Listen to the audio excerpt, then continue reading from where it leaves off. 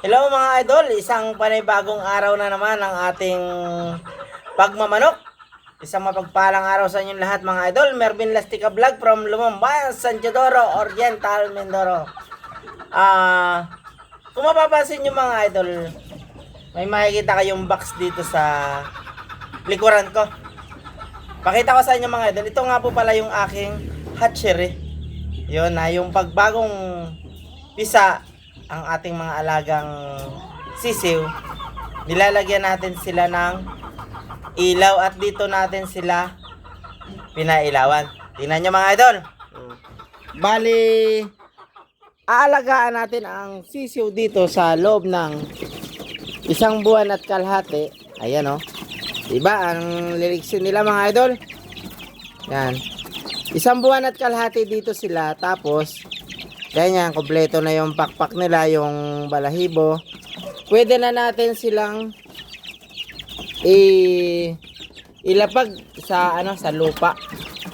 Gaya nila. Ayan. Kaya mas matibay po kasi ang mga sisiw pag yung nakakagala na sila sa lupa. Nakakain na rin sila ng mga anay or yung mga langgam na yung iba't ibang mga nutrients na pwede nilang makain. Ayan.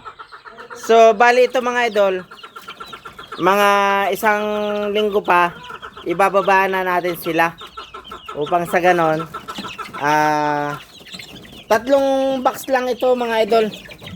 Itong isa yan, wala pa siyang laman.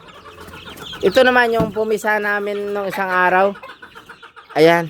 So ang bumbilya niya yung 25 watts talaga yung pang manok. So pag yung medyo malalaki na sila talaga, pinapalitan ko na yan ang ilaw mga idol. Gaya nito, 7 watts lang itong nilagay ko dito mga idol. Ito. Ayan.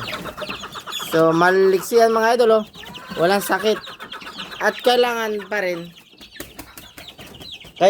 rin natin babakunahan yung ating mga alaga para matibay sila sa sakit. Yung pagkapisa, after 3 days, 4 days, bigyan natin sila ng B1, B1. Ayan, para ang sunod po sa B1, B1 ay lasota. Ayan, para mas matibay ang ating mga alaga, matibay sipon, sa sakit. Ayan. Tapos bibigyan din natin sila ng Paulpax. Pambulutong naman yun mga idol para matibay sa bulutong ang ating mga alaga. Ayan mga idol. Ito po ay paanak ng aking golden boy. Yung pong kulay puti, nagmana po doon sa aking isang inahin na kulay puti.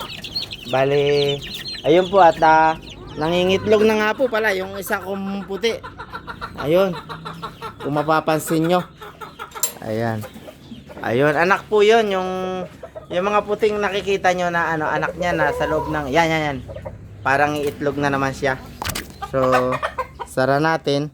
Hindi natin sila pinalabas ngayon upang makapamaba itong aking tandang. Para maghapon sila ngayong hindi lalabas. Kaya yan, ito na po yung mga paanak ng aking puti. Yan, dami oh. Ilan yung puti kong yan? 9 na piraso po yan. Ayan. So hanggang dito na lang po ulit mga kamanok, mga idol, ang aking panibagong kaalaman ngayong umaga tungkol sa pag-aalaga ng manok sa mga baguhan pa lang sa pagpaparami ng manok at baguhan pa lang sa pag-aalaga ng manok.